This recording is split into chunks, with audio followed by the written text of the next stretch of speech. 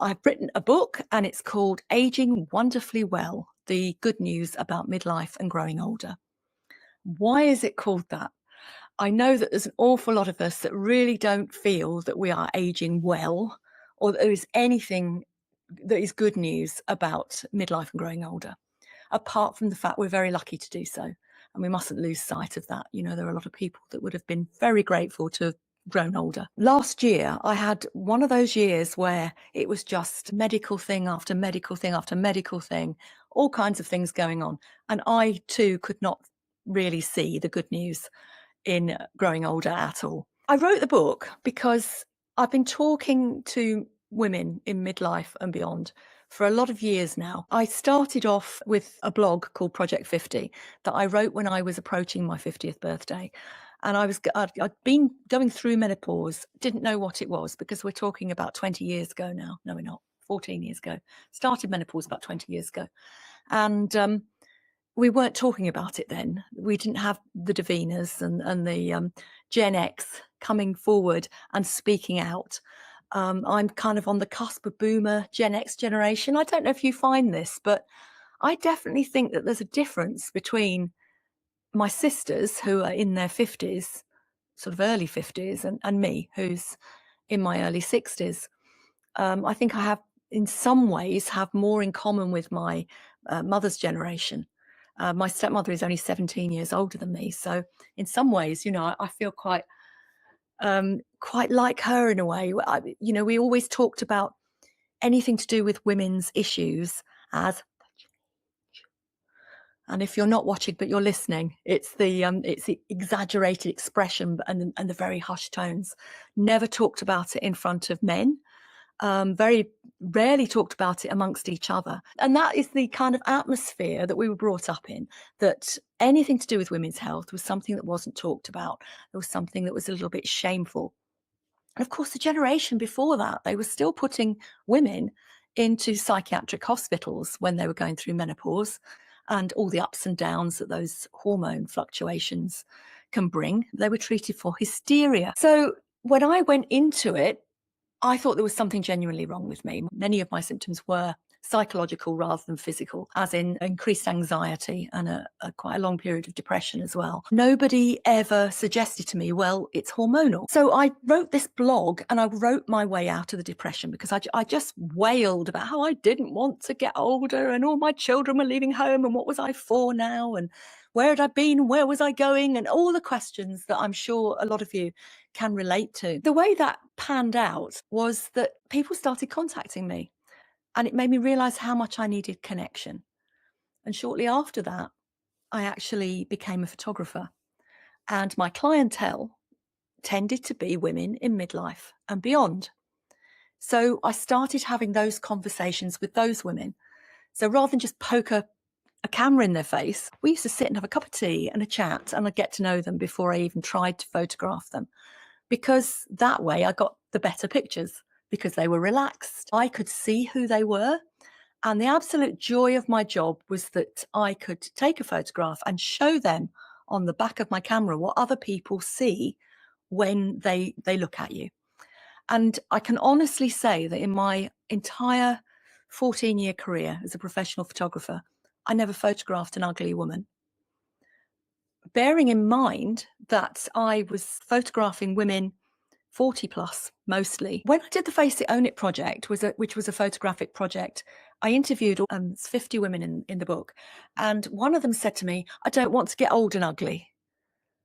Old and ugly, that conflation of those two things. From talking to all those women, from doing the project and so on, I published the blog in a book, Oh Crap, I'm 50. And I started a membership called the Midlife Movement.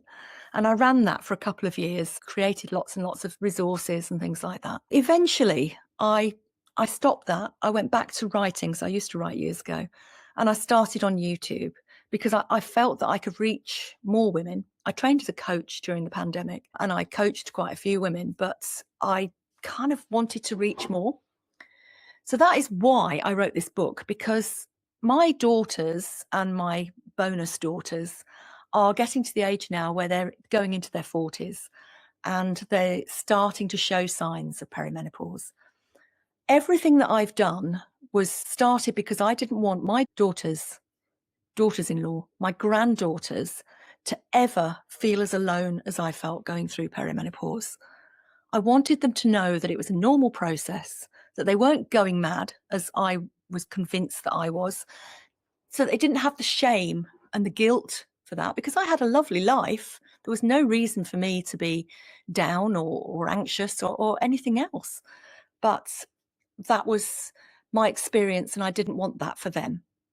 So to help myself, I started researching, and then I used all those resources to create things for other women. And it's been an absolute joy. And this book, Aging Wonderfully Well, is the culmination of those years of talking to midlife women and women who are older than midlife, because I'm now going in gradually to my next phase at 65 this year. Does this resonate with any of you? You know, have you had these kind of experiences going through perimenopause? Have you ever stopped to say to yourself, what the heck is going on? I'd love to know. Do leave a comment, because all the comments that come onto my videos often help other women as well. Because one of the things I realized was so important was to realize that we're not alone. We need to be seen, we need to be heard. And at a time in our lives when we start very often to feel invisible and feel as if society is treating us as invisible, that's really, really important. And community is so important. And these online communities are actually valuable. They don't replace face-to-face, but they have their place, and they are valuable. What surprised me while I was researching, and how has writing the book changed me?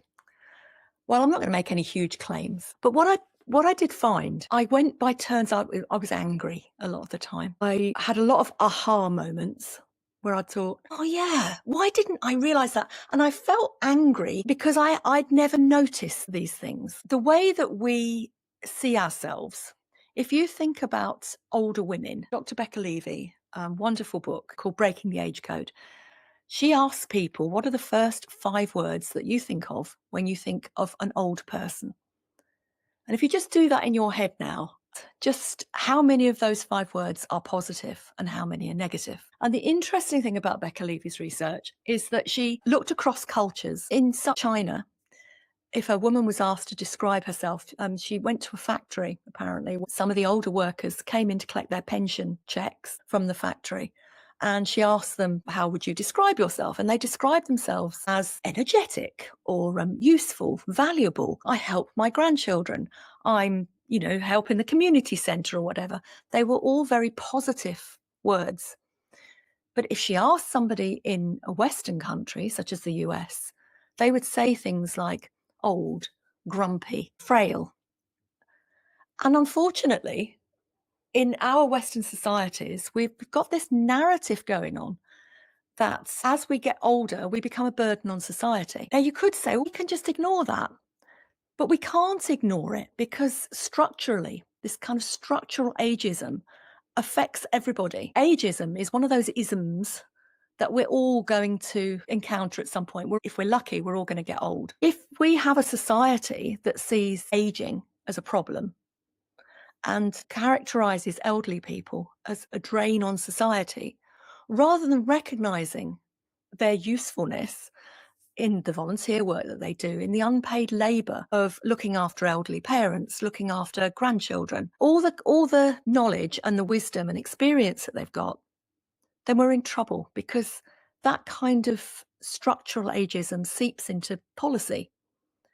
So when it comes to government policy about housing or pensions, things like that, it affects all of those things as a knock-on effect. And when generations are pitted against each other and we're encouraged to see each other, oh, young people today, oh, that old codger, grumpy old git, it doesn't serve any of us. We need more intergenerational spaces. We're kind of getting more and more segregated, and societally we've become more segregated. There were far more people living in intergenerational homes than there are now. For example, any of my children are watching this, just take note. You might need to. I'm just kidding. So if young people don't mix with older people, then all these kind of ageist tropes that are around are going to affect the way they see us and the way they think about themselves. And this is my point really in this, is that this results in self-ageism. How many times have you said, must be my age? Just circling back to why I got so angry is ageism kind of intersects, if you like. It compounds with sexism and the kind of patriarchal structures that I've grown up with and you've probably grown up with. If you think about how women are expected to behave in terms of who's expected to look after elderly parents, for example, who's expected to smooth over feathers, soothe egos. How many times have women sat in a meeting room and put forward an idea and it's been ignored? And then a few minutes later, a man comes up with the same idea, repeats her idea, and everybody goes, oh, that's brilliant. Well done, Fred. This is similar to what happens to us as we get older if we don't watch for it, because we've just accepted these things as a society. Now, I fully accept that my experience might not be your experience, and all power to you. We need more women to speak out about these things. But I'm getting a bit rallying here. And the book isn't about rallying. The book is about pointing a few things out and looking at how self-ageism affects the way we age. So what I hope for this book, I hope what it offers women who are 50 and over, a little bit of clarity about why we can be constrained by what our society says about how we should age and why we sometimes have that kind of self-ageist thing. I hope that when women read it, they'll recognise themselves in some things. Some things I go, that's a load of rubbish. That's not my experience at all. And that's fine. We're all different. We've all got different experiences, different life stories. Take from it what resonates, leave the rest. I put a little bit of my experience in, but I've tried to concentrate more on the general sort of atmosphere of things. Do you know, it's never too late. It's never, ever too late. I hope that when you get to the end of this book, you'll walk away just feeling a little bit more optimistic about the years ahead, if you're not feeling optimistic about them already. If you're new to this channel, then welcome.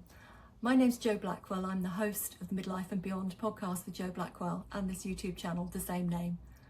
This is where we start to look at aging differently so that we can be happier as we get older.